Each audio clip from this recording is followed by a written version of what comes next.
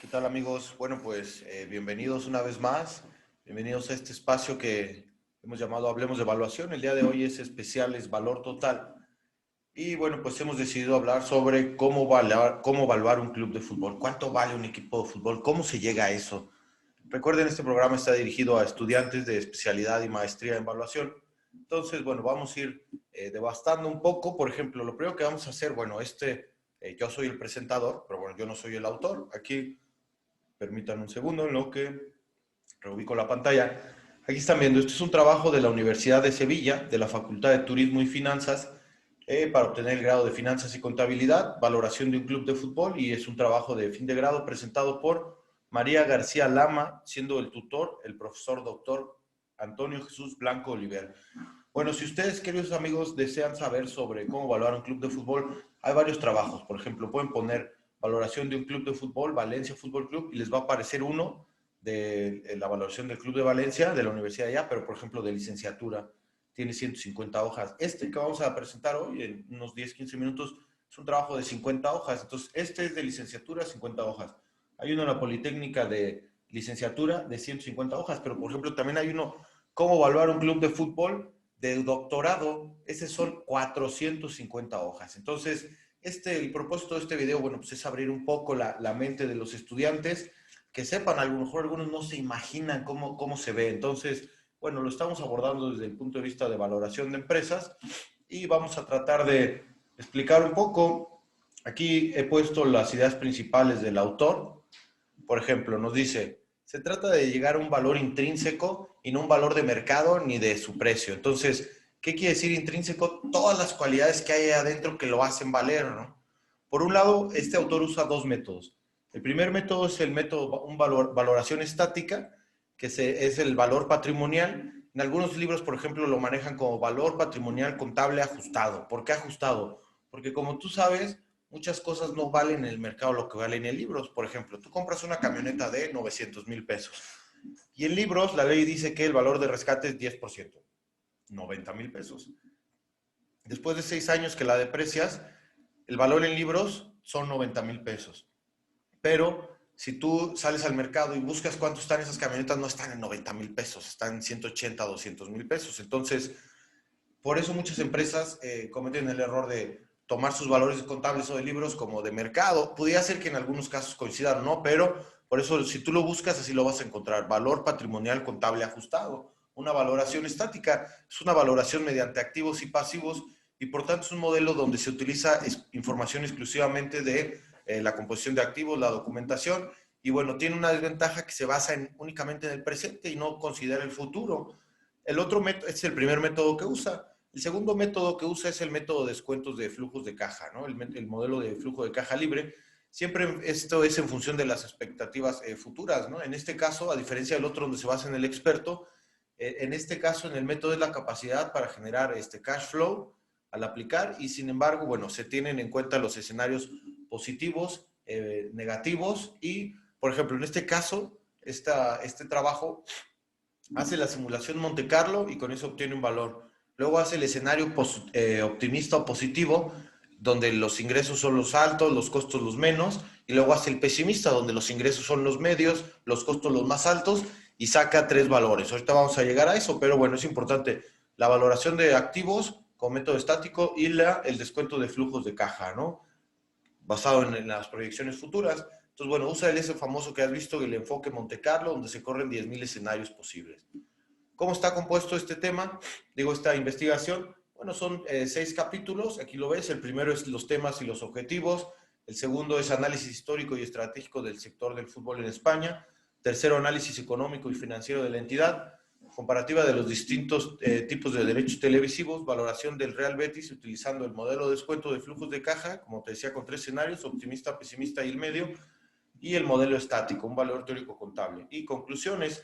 También esto, por ejemplo, hay algo que se llama el SABI, que es el Sistema de Análisis de Balances Ibéricos, y es una herramienta donde hay información sobre balances presentados por más de 1.2 millones de empresas, ¿no? Entonces, es como en la bolsa, ¿no? Hay empresas como José Cuervo, Cemex, que están obligados a veces a presentar sus estados de resultados, y por eso podemos conocerlo. Entonces, acá tienen el Sistema de Análisis de Balances Ibéricos, y bueno, ahí hay empresas españolas y portuguesas. Entonces, ese es el cuerpo, ¿no? Por ejemplo, también el autor nos dice que en España, aunque esta investigación no es del año 2020, bueno, en ese tiempo, en el 2014, España aportaba el 1.7% al Producto Interno Bruto. Entonces, tú te imaginas, el gobierno de alguna manera está obligado a apoyar o ver por eso. O sea, no puedes no ver, no voltear a ver un 2% del Producto Interno Bruto, ¿no? Al contrario, cuidarlo un poco, que no se caiga ese negocio, porque si no se te cae el 2%, ¿no? del Producto Interno o Producto Nacional Bruto.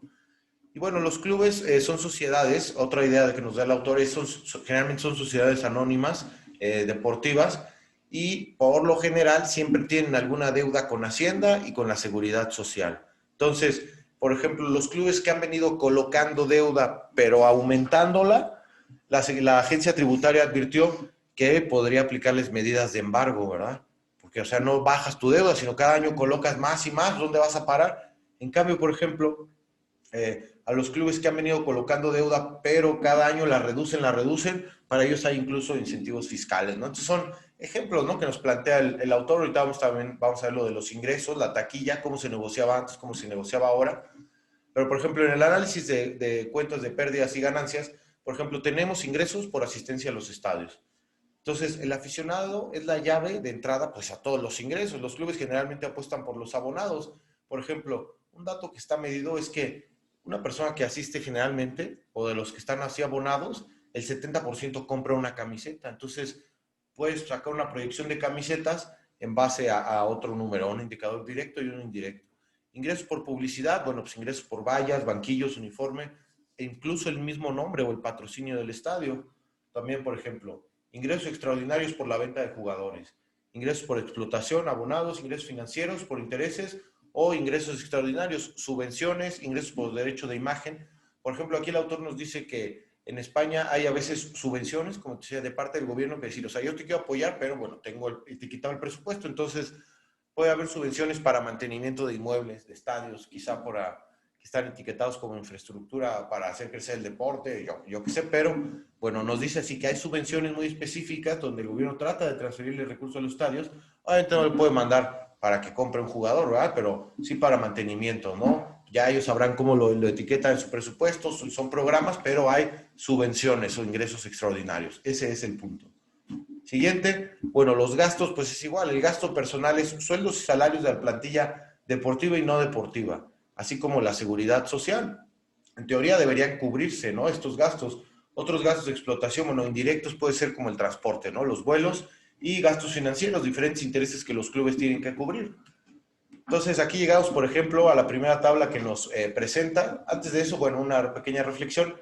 El Club Betis, el Real Betis fue fundado en 1907 por la Escuela Politécnica y también en 1909 nace el Betis Fútbol Club de unos trabajadores ingleses. Después se fusionan, ¿verdad? Pero de ahí viene. Entonces, ahora sí pasamos al resumen de los activos. Por ejemplo, tenemos en activo no corriente, tenemos inmovilizado inmaterial e inmovilizado material. El inmovilizado material es, por ejemplo, el estadio, los activos así fijos, y por ejemplo un estadio, pues ¿a cuánto lo deprecias? A 50 años, ¿no? 2%. Entonces, si te fijas, el inmovilizado material, ¿cuánto va bajando? Nada, o sea, bueno, muy poquito. En cambio, por ejemplo, si el inmovilizado inmaterial son los futbolistas, los jugadores. Entonces, si tú compras un futbolista de 50, digo, de 100 millones y tiene contrato de 5 años, tienes que depreciar o amortizar 20 millones por año. Entonces, es la diferencia entre un estadio de 50, 2% contra 5 años, 20%, ¿no? Otros activos, bueno, el activo corriente, existencias, deudores, otros activos líquidos, tesorería, y aquí está el total del activo. Y algo que nos hace reflexión, este autor, en las reglas internacionales de la evaluación de los intangibles, dice que si tú desarrollas algo, una marca, un intangible, no lo puedes sumar directo a los estados financieros. Entonces, cuando tú lo compras de fuera, como un futbolista, ese sí lo puedes sumar en inmovilizado inmaterial. Pero si tú lo desarrollas en la cantera, no lo puedes registrar. Entonces, si te fijas, como el club vino a la baja, en inmovilizado inmaterial, viene de 40, 32, 40, 20, 10, 6, 4, hasta que llega a 5 millones de activos en inmovilizado material, es decir, en futbolistas, porque apostó por jugar por la cantera. Digo, esto es lo que es evaluación clásica así de intangibles como en las normas internacionales de evaluación. Sin embargo, diferentes en los países, en las ciudades, pueden tener apoyos, por ejemplo, como de revalorizar tus activos, ¿no? Para que precisamente los puedas incorporar, pero eso ya es temas de fiscalista, ¿no? Aquí el autor nos deja ver eso, que el inmovilizado inmaterial va bajando, mientras que el inmovilizado inmaterial de alguna manera se mantiene constante o baja a un ritmo mucho menor.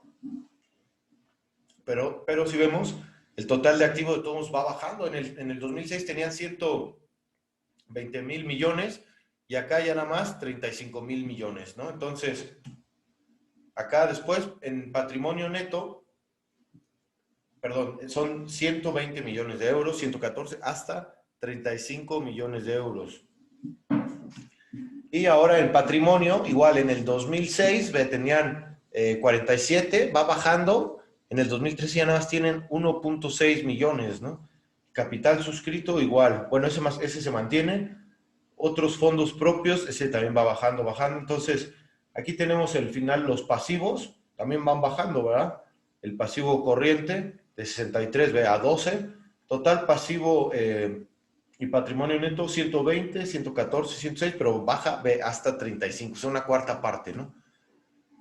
Y bueno, aquí tenemos el análisis de la estructura de pérdidas y ganancias, igual importe neto de la cifra de ventas, imputación de subvenciones inmovilizados no financiero y otros, ingresos de explotación, deterioro del resultado de enajenaciones, aprovisionamientos, gastos en general, amortización del inmobiliario, resultado de la explotación, ingresos financieros, gastos, resultado, impuestos sobre sociedades, etcétera. Entonces ahí tenemos desde el 2006 hasta el 2015. Por ejemplo, otra de las gráficas que nos presenta son los ratios. Aquí en la parte de arriba tenemos gastos en sueldos de plantilla sobre ingresos por derechos de televisión. Y abajo tenemos gastos en sueldos de plantilla deportiva sobre importe neto de la cifra de ventas. Entonces, por ejemplo, aquí arriba, o sea, si a ti abajo en el denominador, o sea, en la parte de arriba de la tabla, en el denominador dice ingresos por derechos de televisión. Entonces, si nos fijamos en el 2008, gastos de sueldos entre la plantilla deportiva, entre los ingresos por derechos de televisión, dio 1.8. O sea que de todo, casi el doble, los gastos en sueldos de plantilla fueron el doble que los ingresos de televisión. Eso quiere decir el 1.8, ¿no? Es como si divides 200 entre 100, pues te da el doble, ¿no? 200 es lo que gastaste y 100 es lo que ingresas. Entonces estás pasado. No fue exactamente 2.0, pero 180 gastas e ingresas 100. 180 entre 100, pues te da 1.8, ¿no? Eso es así el ratio. Pero ven, en el 2009, 12, 9, ya hasta en el 2012 empieza a ser menos. Quiere decir que si no llegaste al 1, los ingresos por televisión alcanzan a cubrir gastos en sueldos de plantilla. 2013 0.9 y aquí en el 2014 se pasa por tantito, 1.2. Entonces, una buena medida así responsable de un club sería que dijera, ¿sabes qué? Los gastos del sueldo de plantilla los tenemos que adecuar a los ingresos por televisión para asegurar que salgamos. Pero, como sabes, tienen otros ingresos. Entonces, en el renglón de abajo, en la parte de la tabla, viene nuevamente el gasto de los sueldos de la plantilla, pero entre el importe neto de la cifra de ventas. Entonces, si te fijas, acá baja todavía más. Por ejemplo, de 0.7 a 0.49 en el 2012, ¿no? O del 2009 de 12, o sea, 12 veces más a solo el doble. Por ejemplo, en el 2008, que era el que decíamos de 1.8, o sea, casi doble. Si ya consideras todos los ingresos, entonces sí salieron.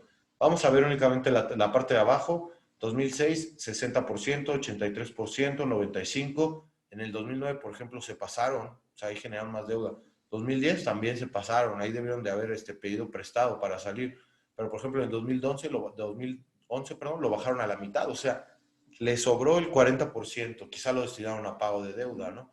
49, 52. Entonces, hoy en día, bueno, en el 2014 veíamos que su tendencia era que el gasto de la plantilla entre el total de los ingresos solo se demandara alrededor de 50%. ¿Para qué? Pues precisamente para tener ese otro ingreso disponible, quizá pago de deuda, etcétera, inversión en nuevos activos, un estadio, yo qué sé, pero el chiste es que ahí adoptaron financieramente y pues con lo que haya, ¿no? Con la cantera. Otra parte muy interesante que nos hace ver este autor es que, por ejemplo, en algunos lados, como en la Berkeley, en Inglaterra, ya tiene mucho tiempo que los derechos de la liga se negocian de manera colectiva. Entonces, todos se venden y se reparten, ahí tienen su fórmula, que el 50% va fijo, otro de acuerdo a cómo hayas quedado, pero fíjate, el Liverpool tiene 117, bueno, esto es del 2013-14, 117 millones de euros. contra el Cardiff, número 20, 74 millones de euros. Entonces, si te fijas, no es ni el doble, o sea, es 1.4 veces. Pero si nos vamos a España, Real Madrid tenía 140 millones de euros contra Almería 18, o sea, 10 veces más prácticamente, ¿no? Entonces, si tú un día ves un partido de Cardiff contra Almería, nada más por presupuesto, dices, ¿quién va a ganar? ¿El último de la tabla de Inglaterra con 74 millones o el último de la tabla de España con 18 millones? Por plantilla, o sea, pues yo creo que el de Inglaterra, ¿no? Entonces, en España, algo que nos comenta el autor es que eh, antes cada equipo en España negociaba de manera individual sus derechos televisivos, pero que a partir de cierto año ya se empezó a hacer colectivo como en los demás. Entonces, eso la idea es que reduzca. Sin embargo, bueno, pues aquí seguimos viendo Juventus, 94 millones contra el, bueno, Livorno, por ejemplo, o sea, 5 veces más.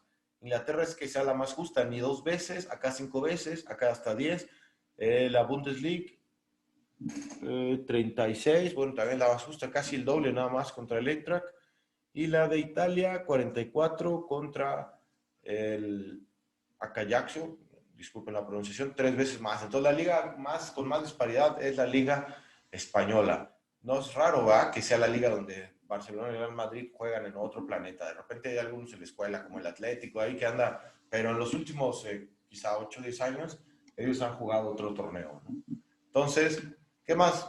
Bueno, vamos a revisar algunos conceptos sobre valoración. Dice, valor bursátil, bueno, es el valor que marca el mercado. Valor contable es el que corresponde según los libros de contabilidad. Y el valor intrínseco es el valor que otorga un analista después de que haya analizado detenidamente todos los datos de la empresa. Por ejemplo, un valor bursátil, si el club cotiza y tiene precios por acción en bolsa, comparar clubes similares, cuánto está su acción y en base a ajustes sacar un precio por acción y es una manera, ¿no? Aquí se han visto dos métodos, se ha hablado de dos métodos, pero por ejemplo, si tú buscas literatura sobre valoración de empresas, puedes encontrar hasta 10 métodos diferentes para evaluar una empresa, ¿no? Entonces, de acuerdo, por ejemplo, con Vicente Caballero, una autoridad en Europa, de la Universidad Politécnica de Valencia, dice, una empresa, o sea, una valoración, dice, aquella parte de la economía cuyo objeto es la estimación de un determinado valor o valores de una empresa con arreglo a unas determinadas hipótesis, con vistas a unos fines determinados y mediante procesos de cálculo basados en informaciones de carácter técnico y económico. La valoración de empresas siempre busca el valor intrínseco. Y bueno, la valoración nos dice se caracteriza por ser temporal, es una estimación precisa de valor y el producto final o el valor es lo que más importa. Y bueno, aquí por ejemplo tenemos del valor teórico contable, es dividiendo el patrimonio neto de la empresa, activos menos pasivos, entre el número de acciones. Entonces aquí tenemos el activo neto contable, entre el número de acciones, valor teórico contable 406 euros por acción. Pero vean, va bajando 319, 200 y luego se va hasta negativo. Menos 33, menos 500, menos 241, ¿no? Entonces, este es el basado en patrimonial y para el flujo de caja libre, el cash flow, bueno, es un concepto, es el conjunto de fondos generados por la empresa y susceptibles de ser extraídos de la misma sin alterar su estructura óptima de capitales. Algo también que nos dicen los maestros es que lo que ingresa directo, así primero, eso no es tu dinero, ni es porque ya después que le quitas los impuestos, etcétera, al final es cuando llegas, ahora sí, eso ya es lo que puedes llevarte, ¿no? Susceptible de ser extraído. Y bueno, hay aquí dos conceptos, riesgo y valor, son dos variables que evolucionan inversamente. La tasa de actualización debe incorporar el riesgo de mercado, donde se negocian los títulos, y el costo de oportunidad. Entonces, la rentabilidad media anual del mercado español es 4.18, entonces lo que se toma como costo de oportunidad, lo como sería como la tasa libre de riesgo, aunque no existe así totalmente libre de riesgo, pero es la del mercado. Y se considera una rentabilidad 11%, una venta igual, entonces el 4.18, que es la rentabilidad media anual del mercado, más el 11% de la rentabilidad que se considera, bueno, esa menos el 4.18 por el punto 20, nos da un K de 5.50. Y el autor dice que aunque es 5.50, va a usar tasa de 8% como resultado del riesgo que sufre, porque en ese tiempo, en el 2014, estaba en un proceso judicial. Entonces él considera que puede aumentar la tasa por eso, porque hay más riesgo. Y bueno, son los flujos de caja del 2015. Se hace un horizonte temporal, en 2015, 16, 17, 18 y 19. Recordamos que esto se hizo en el 2014. se suponen los flujos de caja y un valor a perpetuidad. Y como decíamos, ¿cómo decíamos? Con el Oracle va a hacer una simulación de los 10,000. Esta, por ejemplo, es así, la de 10,000 escenarios con todo. El Oracle te hace el positivo, negativo y así el más esperado. Y con eso dice que el valor del club es 58 millones 500 mil euros. O sea que si 58 millones, si lo multiplicas por 20 pesos, por ejemplo, de ahora serían como 1,000 millones de pesos, ¿no? Algo así, una buena cantidad. Entonces, 58 millones de euros y de 10,000 escenarios. Y luego dice, bueno, vamos a ver el escenario positivo. Entonces, ¿qué hace en el escenario positivo? Aquí voy a mover tanto la pantalla. Dice, como máximo, el valor máximo de ingresos, pero como mínimo, el valor medio, o sea, ya no se va hasta el valor más bajo, sino medio. Y como medio, el valor entre estos dos, son 3/4. Y de gastos, dice, como máximo, el valor medio, como mínimo, el valor mínimo, y como medio, el valor entre estos dos. Entonces, si te fijas, en ingresos los está poniendo entre el máximo, la mitad y 3/4, y el otro, los gastos, entre la mitad, el mínimo y 1/4, vamos a decirlo así. Entonces dice, en este escenario el valor de la empresa ha disminuido un poco, siendo 57 millones 500 mil euros, ya que los valores los hemos acotado. La variabilidad de este proyecto es de 39 millones, pudiendo aumentar o disminuir. Es el escenario optimista y luego se va al pesimista. Entonces ahora fíjate, los ingresos, dice, como máximo el valor medio, recuerdas que antes era como máximo el máximo, ¿no? Como máximo el valor medio, como mínimo el valor mínimo y como medio 1/4 entre esos dos. Los ingresos lo está mandando entre el medio o hacia abajo. Gastos, al revés, los va a maximizar. Como máximo el valor máximo de los gastos, como mínimo el valor mínimo y como medio el valor, digamos, 3/4, ¿no? Entre esos dos.